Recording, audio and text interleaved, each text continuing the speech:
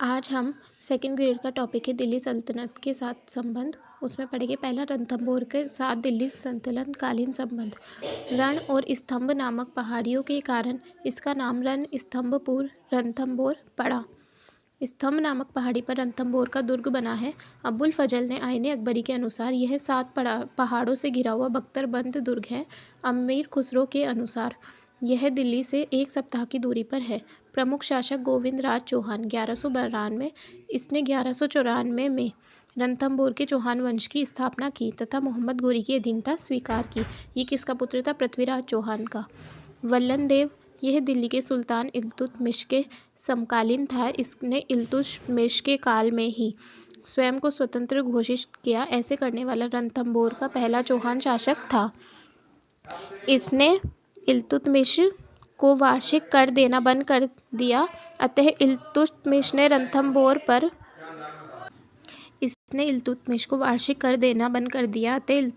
रणथंभौर पर आक्रमण करके उस पर अधिकार किया। इस प्रकार रणथंभौर दुर्ग पर अधिकार करने वाला प्रथम सुल्तान इल्तुतमिश था। वल्लन देव के बाद प्रहलाद और वीर नारायण रणथंभौर के शासक बने। इनका राज्याभिषेक वन में हुआ। इल्तुतमिश ने वीर नारायण को दिल्ली बुलाकर धोखे से उसकी हत्या की। बाघ भट्ट यह रणथंभौर का प्रथम प्रतापी शासक था। यह रजिया सुल्तान के समकालीन था। बाघ भट्ट ने रजिया के आंतरिक समस्याओं का लाभ उठाकर रणथंभौर दुर्ग पर पुनः अधिकार किया। इस दुर्ग पर पुनः अधिकार करने वाला यह प्रथम चौहान शासक था। कौन? बाघ भट्ट। जेत्र सिंह जयसिन्हा इसके समकालीन दिल्ली के सुल्तान नसीरुद्दीन महमूद के काल में रणथंभौर क्षेत्र पर 3 बार आक्रमण किए। बनबन ने झाइन दुर्ग पर अधिकार किया और उसे लूटा, परंतु रणथंभौर दुर्ग पर अधिकार करने में असफल रहा। फिर आता है हमीर चौहान 1282 से 1300 ईस्वी। हमीर चौहान के समकालीन दिल्ली के सुल्तान थे जलाउद्दीन खिलजी, बलबन और अलाउद्दीन खिलजी। बलबन ने सुल्तान बनने के बाद रणथंभौर पर आक्रमण नहीं किया था। हमीर चौहान के राज्यारोहण के समय बलबन दिल्ली का सुल्तान था। यह रणथंभौर का सबसे प्रतापी शासक था। हमीर ने अपने पिता के 32 वर्षों के शासनकाल की याद में रणथंभौर में 32 खंभों की छतरी का निर्माण कराया, जिसे न्याय की छतरी भी कहा जाता है।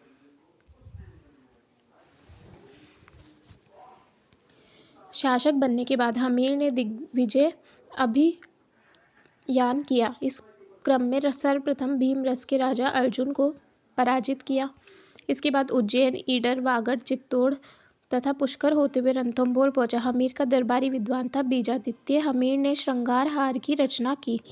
हमीर को इतिहास में उसकी वीरता व हट के लिए जाना जाता है। सुल्तान जलाउद्दीन खिलजी ने रणथंभौर पर 2 बार आक्रमण किए, 1291 और 1292।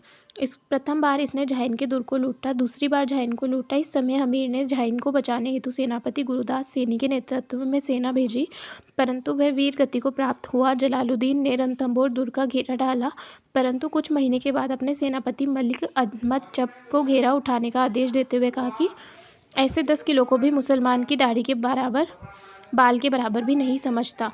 किसने? जलालुद्दीन ने। फिर रणथंभौर पे अलाउद्दीन के आक्रमण के कारण अमीर खुसरो ने अपने ग्रंथ खजाइन उल फतूह में अलाउद्दीन खिलजी की राजनीतिक महत्वाकांक्षा को इस अभियान का मुख्य कारण माना, जो कि सर्वमान्य कारण है। चंद्रशेखर ने ग्रंथ हमीरहट किसने लिखा था? चंद्रशेखर ने। अलाउद्दीन की बेगम चिमना बेगम तथा नव मुसलमानों के नेता मोहम्मद शाह के मध्य प्रेम प्रसंग व मोहम्मद शाह को हमीर द्वारा शरण देना इस युद्ध का कारण माना। पद्मनाभ के कान्हरदेव प्रबंध के अनुसार गुजरात अभियान से लौटती शाही सेना में लूट के बंटवारे को लेकर आपसी संघर्ष हुआ, जिसमें पराजित होकर मोहम्मद शाह और कहबरू ने हमीर के पास शरण ली।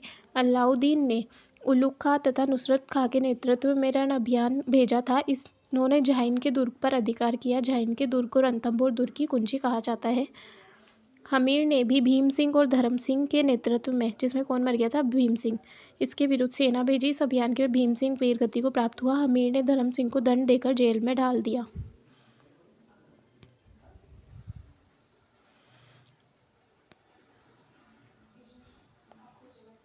इसके स्थान पर रनमल और रतिपाल को दायित्व सौंपा। भीम सिंह की मृत्यु के बाद उलुग खां और नुसरत खान ने रणथंभौर का घेरा ढाला। हमीर ने ढेलुकी नामक यंत्र से दुर्ग के दुश्मन सेना पर पत्थर फेंकवाए। इसी हमले में नुसरत खां मारा गया। उलुग खां के आग्रह पर अलाउद्दीन दिल्ली से रणथंभौर आया। अलाउद्दीन ने रणथंभौर अभियान के समय गरगज, मंजनिक, अरादा, पाशेब नामक यंत्रों का उपयोग किया। ढेलुकी तो हमीर ने और ये सारे अलाउद्दीन ने।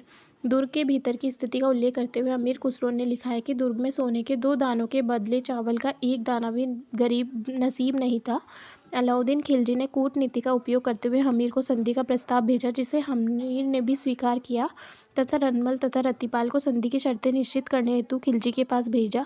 अलाउद्दीन ने इनको राज्य का लालच देकर अपने और मिला लिया। इन दोनों ने दुर्ग में प्रवेश हेतु गुप्त मार्ग की सूचना अलाउद्दीन खिलजी को प्रदान की। अतः तुर्क सेना ने दुर्ग में प्रवेश किया। 11 जुलाई 1301 को हेनरी इलियट के अनुसार दुर्ग का पतन हुआ। इस समय राज्य का प्रथम साका हुआ, जिसमें जौहर का नेतृत्व रानी गंगदेवी द्वारा किया गया तथा केसरिया का नेतृत्व हमीरदेव चौहान द्वारा किया गया। ये बहुत इंपॉर्टेंट है। नयन चंद सूरी द्वारा लिखित हमीर महाकाव्य के अनुसार जब युद्ध में विजय की आशा न रही, तब हमीर ने स्वयं अपना शीश काटकर भगवान शिव को अर्पित कर दिया। अलाउद्दीन खिलजी ने रनमल, रतिपाल व मोहम्मद शाह को मृत्युदंड दिया। युद्ध के बाद खिलजी ने धार्मिक भवनों को ध्वस्त करवाया। अमीर खुसरो ने लिखा है कि इस प्रकार कुफ्र का गढ़ इस्लाम का घर हो गया।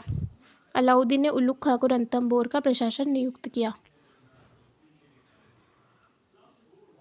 और अबुल फजल ने क्या कहा है, अन्य सभी दुर्ग नंगे जबकि ये दुर्ग बख्तरबंद है।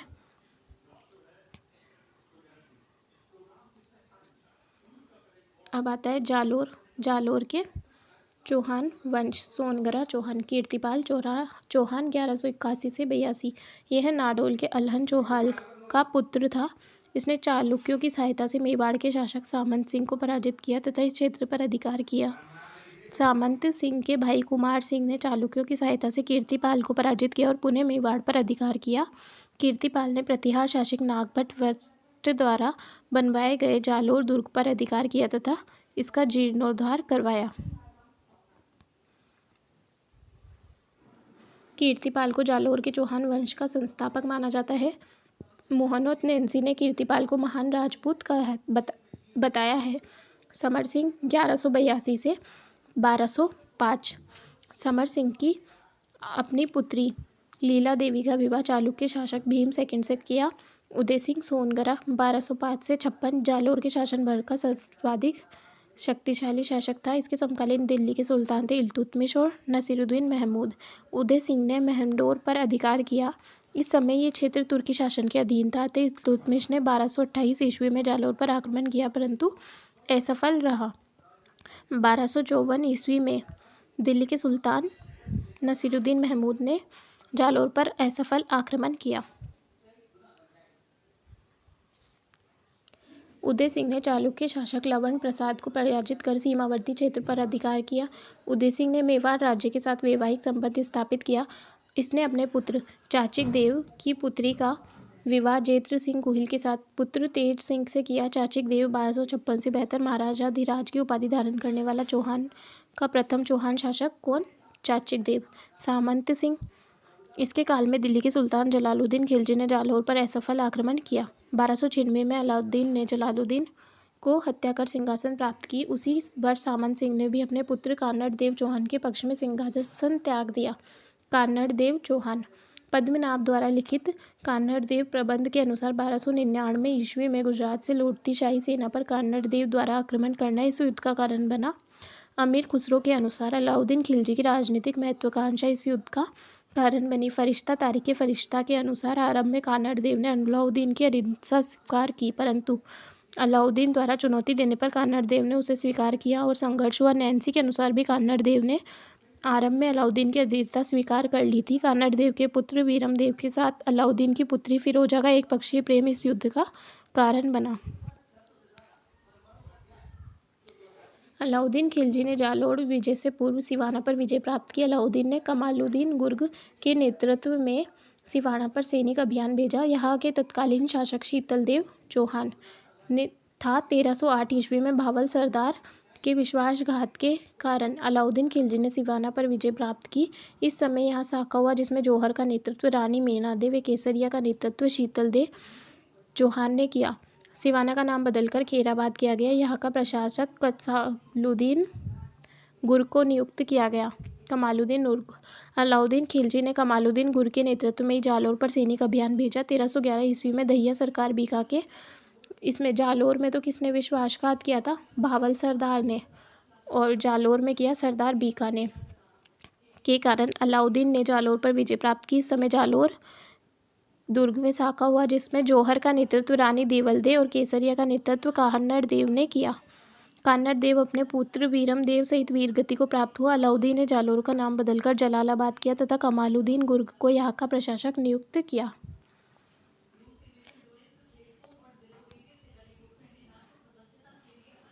अलाउद्दीन ने इस दुर्ग में संस्कृत पाठशाला को मस्जिद के रूप में परिवर्तित किया, जिसे अलाउद्दीन की मस्जिद या तोप मस्जिद भी कहा जाता है। कान्हड़ देव के भाई मालदेव सोनगरा ने अलाउद्दीन की अधीनता स्वीकार की। मालदेव को कालांतर में चित्तौड़ का प्रशासक भी बनाया गया था।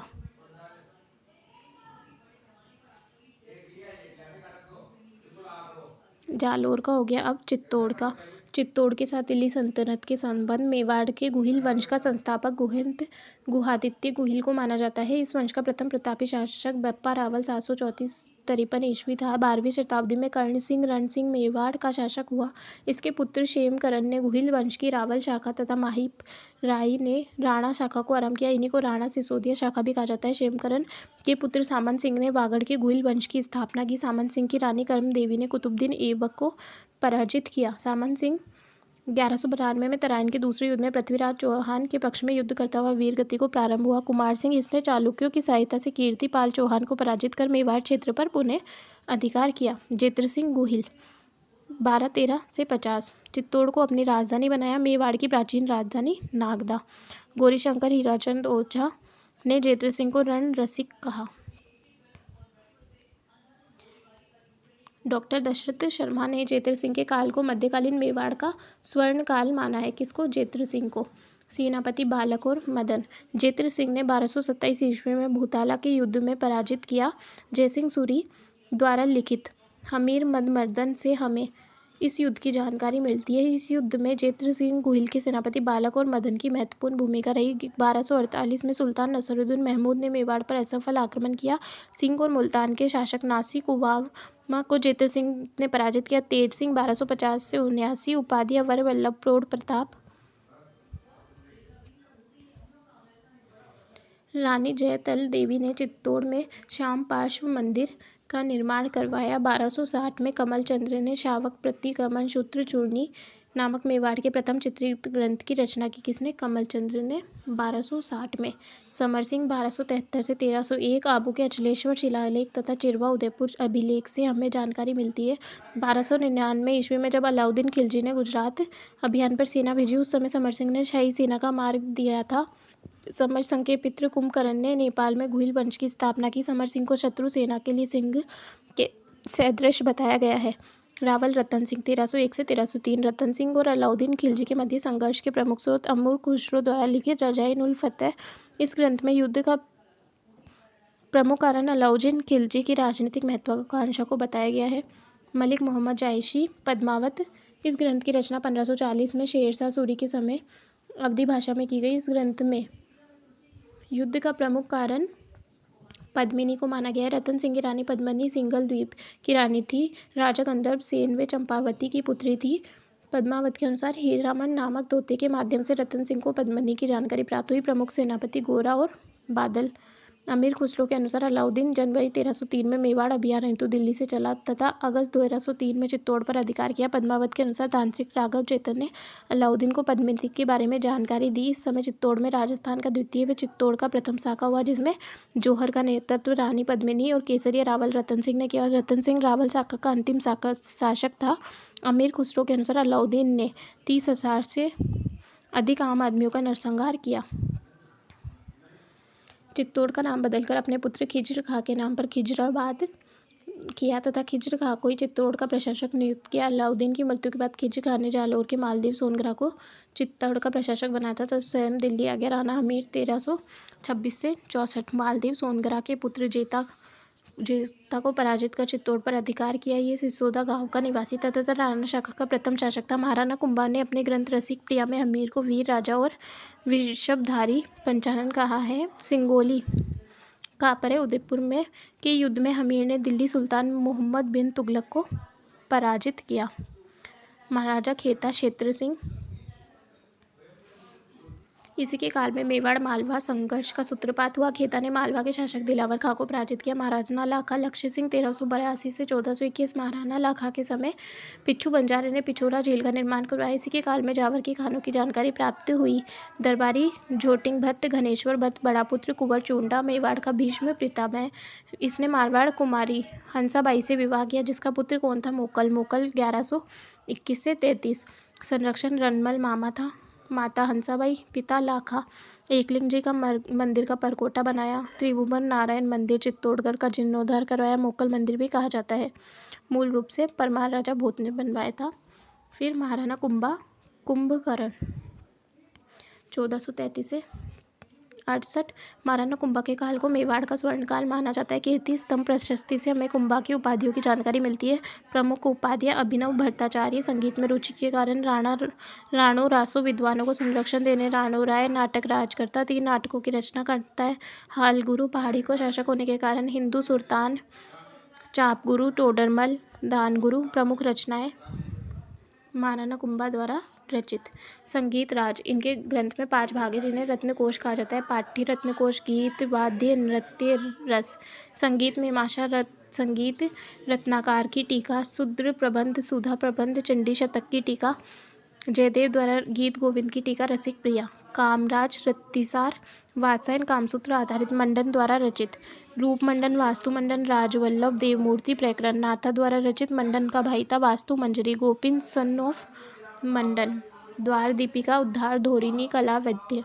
रमाबाई पुत्री थी कुंभा की बागेश्वरी। संगीत शास्त्र मंडलिक जिसका विवाह हुआ था मंडलिक से। रमाकुंड रमा मंदिर उदयपुर में कुंभा के निर्माण कार्य। कवि श्यामल दास ने अपने ग्रंथ वीर विनोद श्यामल दास ने कुंभा को मेवाड़ में 84 में से 32 दुर्गों का निर्माण बताया है। प्रमुख कार्य थे कुंभलगढ़ राजसमंद में अचलगढ़ का जीर्णोद्धार सिरोही बासंती दुर्ग सिरोही मचान दुर्ग मेरो का दमन हेतु विष्णु मंदिर चित्तौड़गढ़ श्रृंगार चरवड़ी चित्तौड़गढ़ रणकपुर जेल मंदिर पाली।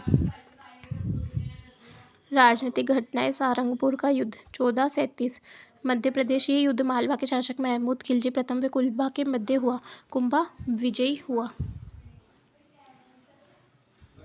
कुंभा ने खिलजी को 6 महीने तक चित्तौड़ दुर्ग में बंदी बनाकर रखा। आवल बावल की संधि 1453। ये संधि कुंभा व जोधा के मध्य हंसाबाई की मध्यस्थता हुई। इस संधि के अनुसार सोजत को मेवाड़ मारवाड़ की सीमा माना गया। जोधा ने अपनी पुत्री श्रृंगार देवी का विवाह कुंभा के पुत्र रायमल से किया। कुंभा ने नागौर के शासक फिरोज खां को हराकर शब्द खां को शासक बनाया। बाद में शक्श खां द्वारा गुजरात के शासक कुतुबुद्दीन के साथ मिलकर मेवाड़ के विरुद्ध योजना बनाने पर कुंभा ने नागौर पर अधिकार किया। चंपानेर की संधि 1456। ये संधि मेवाड़ के विरुद्ध गुजरात के शासक कुतुबुद्दीन तथा मालवा के शासक महमूद खिलजी ने की। कुंभा ने दोनों शासकों को पराजित किया। कुंभा द्वारा अंतिम काल में उन्माद रोग से ग्रसित हुआ। कुंभा के पुत्र उदा उदयकरण ने कुंभा की हत्या की। तो आगे का जो टॉपिक बचा है वो हम नेक्स्ट क्लास में करेंगे।